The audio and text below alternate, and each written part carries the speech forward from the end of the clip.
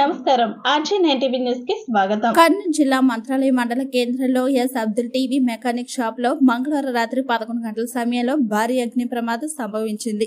విద్యుత్ short circuit కారణంగా మంటలు చెలరేగి షాప్ మొత్తం మంటలు వ్యాపించాయి.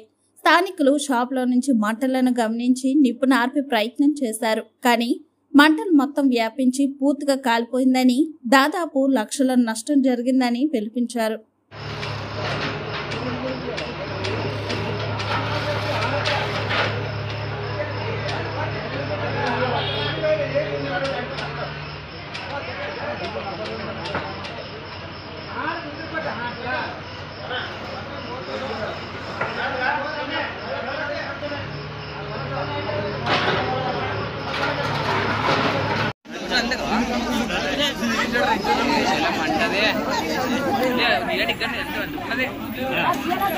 Fire engine